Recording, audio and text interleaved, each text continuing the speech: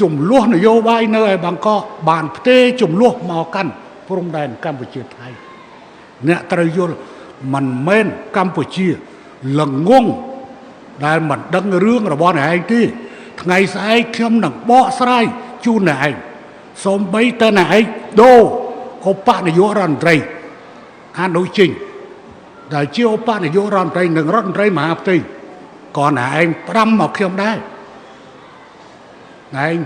សូម្បីតែគ្នារបស់អ្នកឯងក្បត់ទៅហើយតើជាមួយខ្ញុំអ្នកឯងហ៊ានក្បត់ទេច្បាស់ជាហ៊ានក្បត់ថ្ងៃទី15អ្នកឯងទៅចាំបានផ្ដាំតាមមនុស្សម្នាក់ថាដូរអនុជិញចេញពីរដ្ឋមន្ត្រីមហាផ្ទៃដើម្បីយកក្រសួង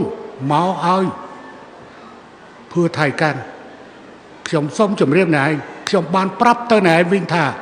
ដូរគេប្រយ័ត្នគេដូរខ្លួនឯងហើយអ្នកឯងរងចាំមើលទៅនៅលទ្ធផលហើយប្រសិនបើអ្នកឯងបើហ៊ើនខ្ញុំនឹងលាតត្រដាងទាំងអស់នៅអ្វីដែលអ្នកឯងនិយាយជាមួយខ្ញុំរាប់ទាំងការប្រមាថព្រះមហាក្សត្ររបស់អ្នកឯង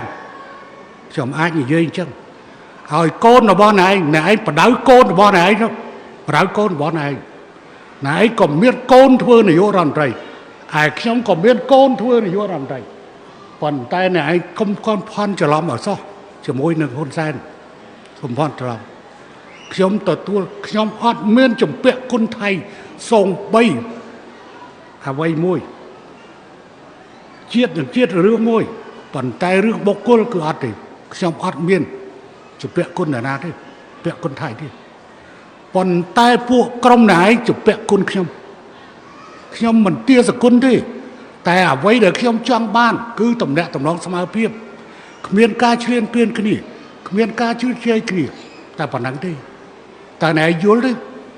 ហើយបើណែចង់បានបន្ថែម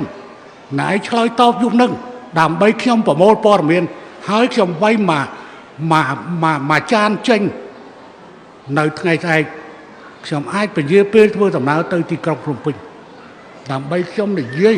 ខ្ញុំអាចយកពេល4ទៅ5ម៉ោងដើម្បីនឹងនិយាយរឿងនេះហើយផ្សាយបន្តផ្ទាល់តែម្ដង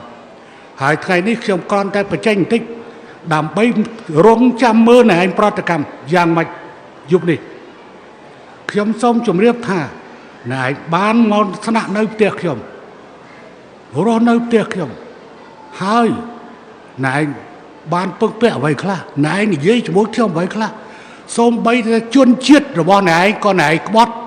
អញ្ចឹងណែឯងមិនខ្លាចក្បត់ជាមួយខ្ញុំទេខ្ញុំយល់រឿងនេះ